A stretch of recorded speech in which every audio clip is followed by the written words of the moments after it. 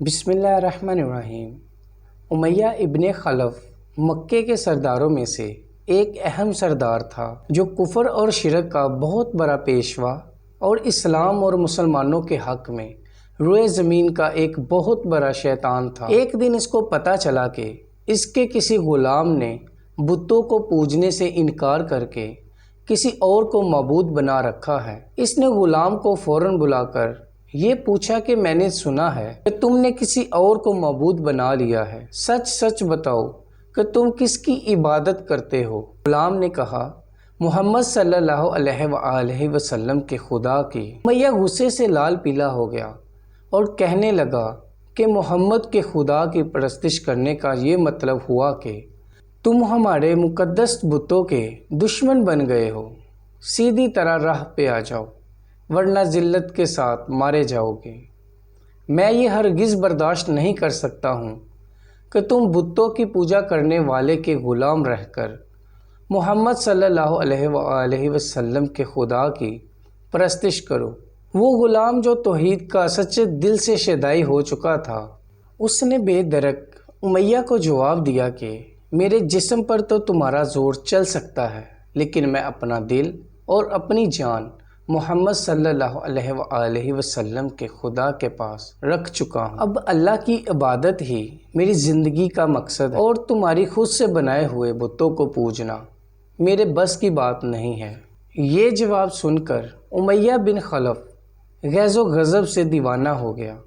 ایک غلام نے اسے بے درک جواب دے دیا تھا۔ اس نے کرک کر کہا کہ اچھا تو پھر اپنی بے دینی کا مزہ چکھ، میں دیکھوں گا کہ محمد صلی اللہ علیہ وآلہ وسلم اور اس کا خدا تمہیں کیسے بچاتے ہیں۔ امیہ کا تشدد شروع ہو گیا۔ مکہ کی زمین گرمی کے سبب بڑی مشہور تھی۔ دوپہر کی تپتی دھوپ میں زمین پر لٹا کر سینے پر بھاری پتھر رکھ دیتا تھا کہ وہ کروٹ نہ لے سکے۔ ادھر کہتا تھا کہ محمد کے دین سے باز آ جاؤ، لیکن اس ظلم کے باوجود بھی اس غلام کے منہ سے سوائے عہد کے کچھ نہیں نکلتا تھا۔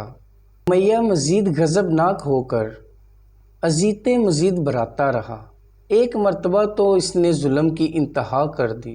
ان پوری رات اور پورا دن اس نے غلام کو بھوکا اور پیاسا رکھا اور تپتی ہوئی ریت پر لٹا کر اسے تڑپنے کا تماشا دیکھتا رہا۔ اس کی یہ کوشش بھی غلام کو حق سے نہ ہٹا سکی۔ تھک ہار کر امیہ نے مکے کے بدمعاش لڑکوں کو بلایا اور ان سے کہا کہ اس غلام کو اتنی اذیتیں دو کہ یہ محمد اور اس کے خدا کا نام لینا بھول جائے۔ یہ لڑکے امیہ کی خوشی حاصل کرنے کے لیے اس بے بس غلام کو بری طرح مارتے پیٹتے تھے، جسم کے کپڑے اتروا کر لوہے کی چادریں پہنا کر تپتی دھوپ میں کھڑا کر دیتے تھے، لیکن غلام کی زبان سے سوائے عہد کے کچھ نہیں نکلتا تھا۔ اسلام کی راہ میں یہ بے پناہ اذیت سہنے والے صحابی کوئی اور نہیں بلکہ حضرت بلال حبشی رضی اللہ تعالیٰ عنہ تھے۔ انہی ظلم و ستم کے دوران ایک دن حضرت ابو بکر صدیق رضی اللہ تعالیٰ عنہ کا ادھر سے گزر ہوا۔ آپ رضی اللہ تعالیٰ عنہ نے امیہ سے فرمایا کہ اس بے بس اور مظلوم پر اتنے ظلم نہ کرو، اس نے تمہارا کیا بگاڑا ہے؟ وہ خدائے واحد کی عبادت کرتا ہے۔ اگر تو اس پر احسان کرے تو یہ احسان آخرت میں تیرے کام آئے گا۔ امیہ نے نہایت ہی حقارت سے کہا کہ میں تمہاری اس خیالی آخرت کے دن کو نہیں مانتا، جو میرے دل میں آئے گا میں تو وہی کروں گا۔ حضرت صدیق اکبر رضی اللہ تعالیٰ عنہ اس جواب پر کافی افسردہ ہوئے، لیکن پھر بھی آپ رضی اللہ تعالیٰ عنہ نے اسے سمجھایا کہ اس مظلوم پر ظلم و ستم کے پہاڑ توڑنا تمہاری شایع شان نہیں ہے۔ جس پر تنگ آ کر امیہ نے کہا کہ اگر تم اس کے اتنے ہمدرد ہو تو اسے خرید کیوں نہیں لیتے؟ حضرت ابو بکر صدیق جٹ خریدنے کو تیار ہو گئے۔ امیہ نے فرمایا کہ آپ کے پاس ایک غلام ہے جس کا نام فستاس ہے، وہ مجھے دے دو اور اس کو لے جاؤ۔ ابو بکر صدیق رضی اللہ تعالیٰ عنہ فوراً ہی راضی ہو گئے، جبکہ امیہ کا خیال تھا کہ فستاس ایک نہایت ہی کارآمد غلام ہے جس کی قیمت زیادہ ہے۔ ابو بکر صدیق رضی اللہ تعالیٰ عنہ اسے دینے سے انکار کر دیں گے، مگر آپ فوراً راضی ہو گئے تو امیہ کو سخت مایوسی ہوئی اور اس نے ساتھ ہی 40 روپیہ چاندی کی فرمائش کی۔ حضرت ابو بکر صدیق رضی اللہ تعالیٰ عنہ نے بخوشی ادا کر دیا۔ حضرت ابو بکر صدیق حضرت بلال رضی اللہ تعالیٰ عنہ کو اپنے ساتھ لے کر دربار رسالت میں حاضر ہوئے اور سارا ماجرا کہہ سنایا۔ آپ صلی اللہ علیہ وآلہ وسلم نہایت ہی خوش ہوئے اور فرمایا کہ ابو بکر اس کار خیر میں مجھے بھی شریک کرو۔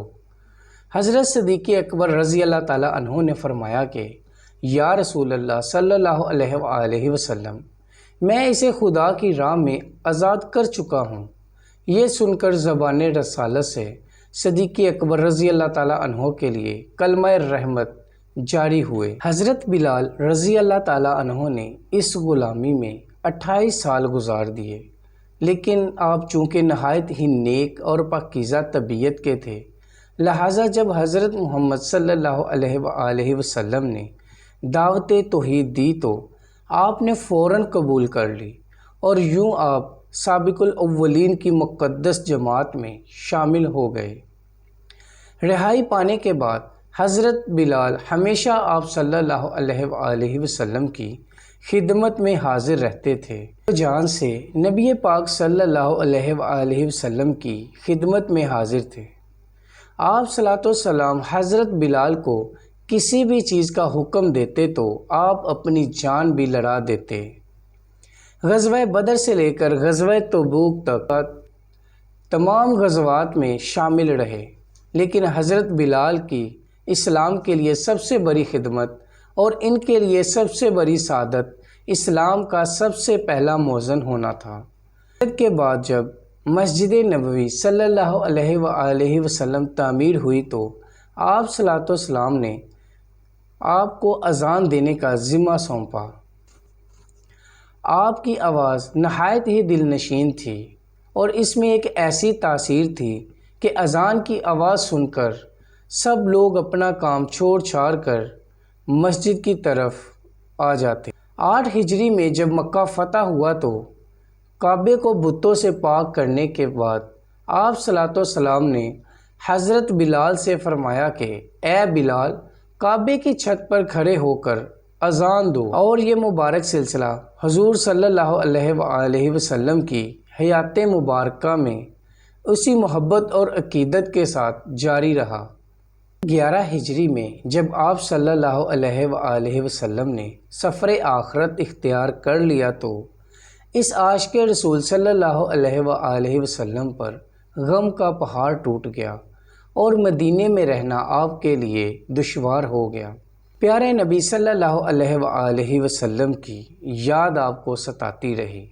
اپنے نبی کریم صلی اللہ علیہ وآلہ وسلم سے سنا ہوا تھا، مومن کے لیے سب سے افضل عمل جہاد فی سبیل اللہ ہے، لہٰذا آپ رضی اللہ تعالیٰ عنہ خلیفہ اول حضرت ابو بکر صدیق کی خدمت میں حاضر ہوئے اور جہاد میں جانے کے لیے اجازت مانگی، لیکن حضرت ابو بکر صدیق رضی اللہ تعالیٰ عنہ نے آپ کو خدا کا واسطہ دے کر کہا کہ مجھے اس براپے میں یہاں چھوڑ کر نہ جاؤ، تو حضرت بلال نے اس شرط پر